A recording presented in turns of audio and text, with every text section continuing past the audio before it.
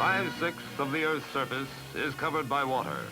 Great oceans and seas which once bound man exclusively to the land. The sea wears many faces, many colors, many moods. Today, men know them all. Some look upon the sea in fear. Others challenge and conquer it. We have learned to take from its depths rich and vital foods.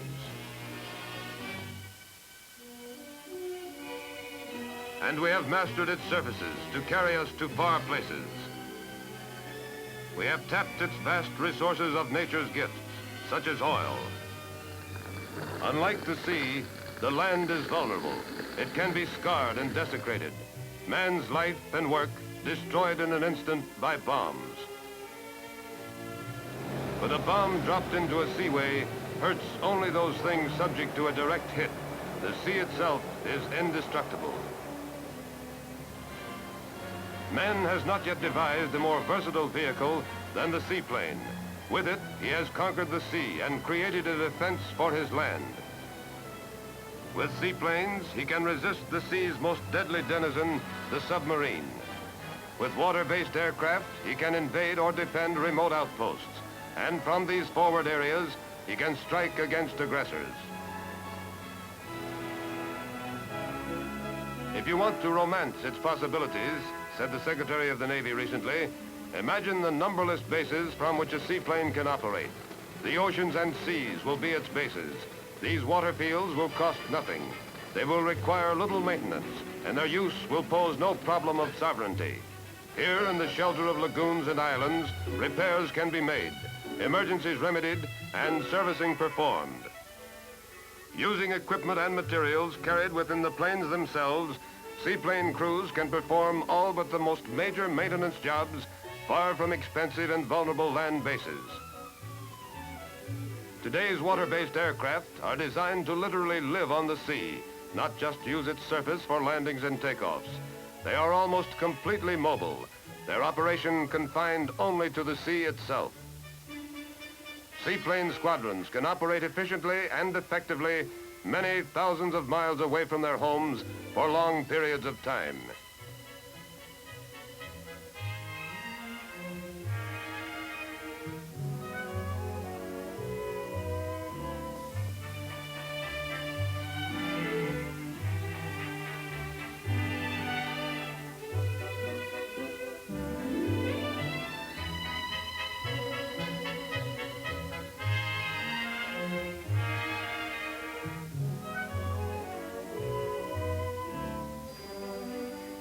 An elusive, constantly shifting source of striking power, the seaplane can be refueled at sea from tenders or submarines. Its range of operations can be extended to the farthest corners of the Earth. You can't hide from water-based craft. There's no place left to run.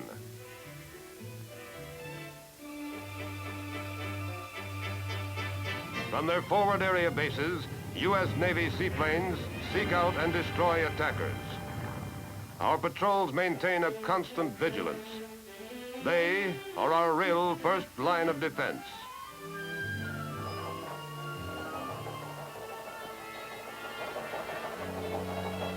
You're in the communications room of a Navy patrol squadron in a forward area base. The chattering of a teletype machine brings first word of an alert. An enemy submarine has been detected far from our shores. Perhaps its mission is to launch from its decks a guided missile bearing an atomic bomb. The sub must be stopped. But now, alarm does not mean panic. This calls for a defense which the Navy seaplane and its crew members calmly and with deadly accuracy performs.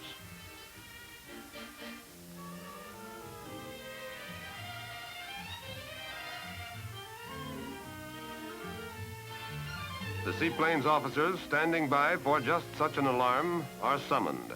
Now the enemy sub's probable position is plotted and the pilots are briefed. In command will be this veteran. His job, seek and destroy that submarine.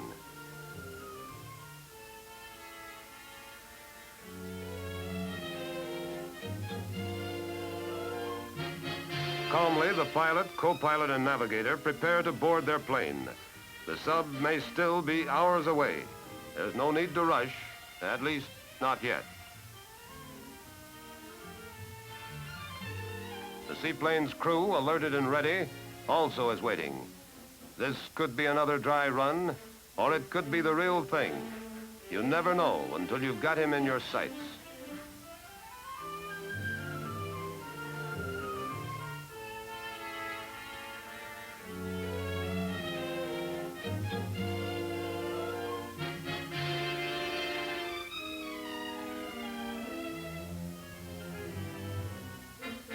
Patrol plane Easy Able 3 is gassed, fully armed, ready to go.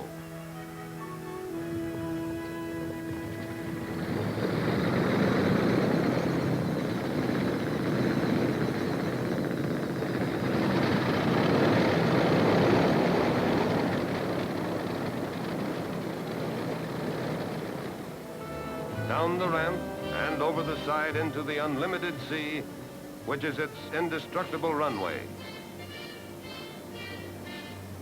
The beaching gear is quickly cast off.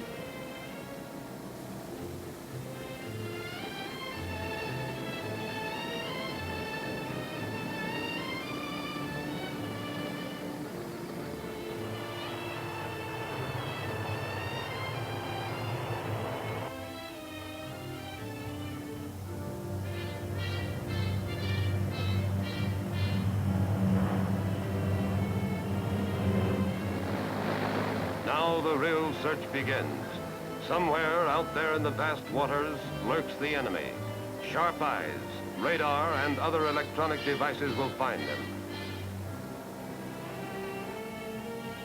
The action plan is set. Every member of the crew has a job to do, and long days and nights of training ensures his success. This is a team designed for destruction. Radar men, navigator, radio operator, crew chief, all working together toward an almost infinite spot in the huge sea beneath them.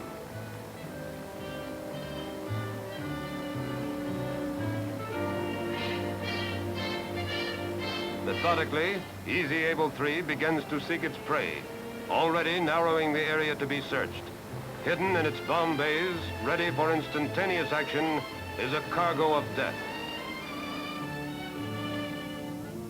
Up here on the flight deck, you do more than just fly. You search constantly, your eyes seldom leaving the broad, unbroken sea beneath you.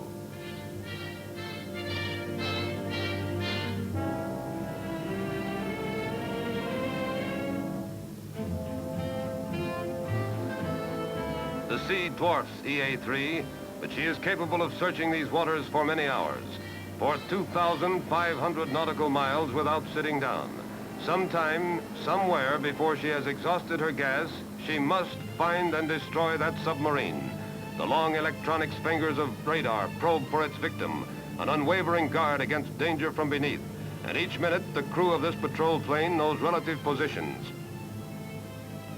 Easy Able 3's navigator is a constant guide and source of vital information. His computations put the plane abeam of its checkpoint, a lonely island surrounded by the restless waters of the sea. Time is running out for the enemy if he can be found.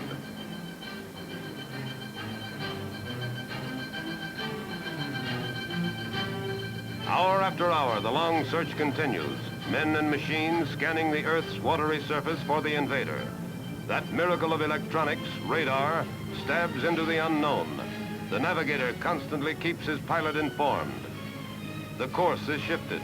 The search is narrowed down. The hiding place is growing even smaller. There's no place to hide from a seaplane.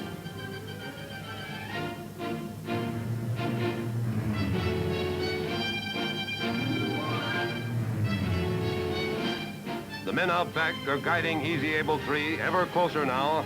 The target may be near, and it's time to change course. Time to change and start closing in.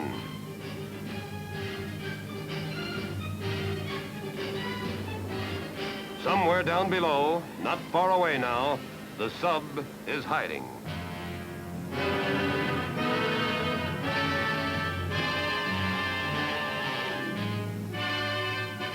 But this impersonal instrument and the keen young mind that guides it will find him, probing, scanning, searching relentlessly. Human eyes, too, continue the long search, practiced, competent. There he is, caught flat-footed.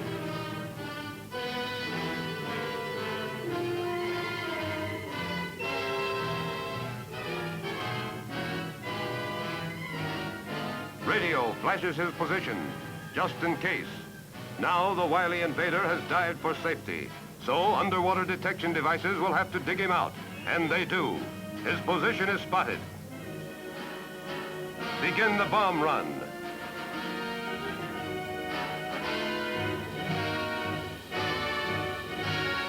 Bomb bays open. Bombs away.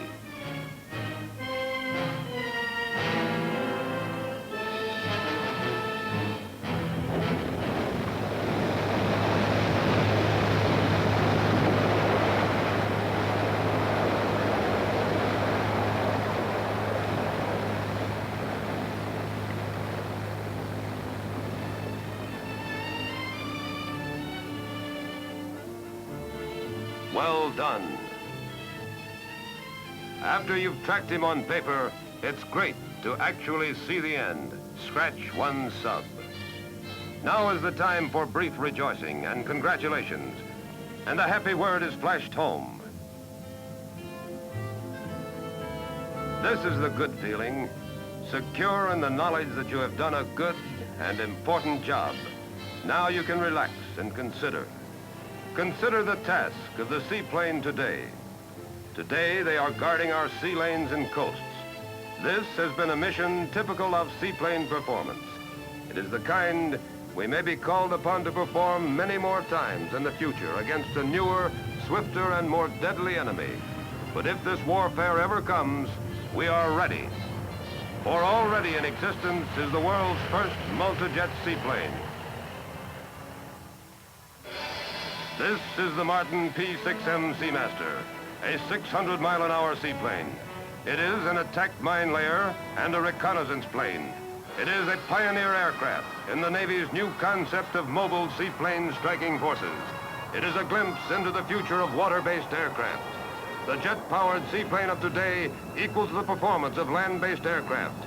Its potentials are as vast as the sea itself. The power to retaliate anywhere, anytime. The ability to assault if necessary, to make peaceful transport, to guard our shores. In these critical times, we look to the sea and to the aircraft which utilize it for our survival.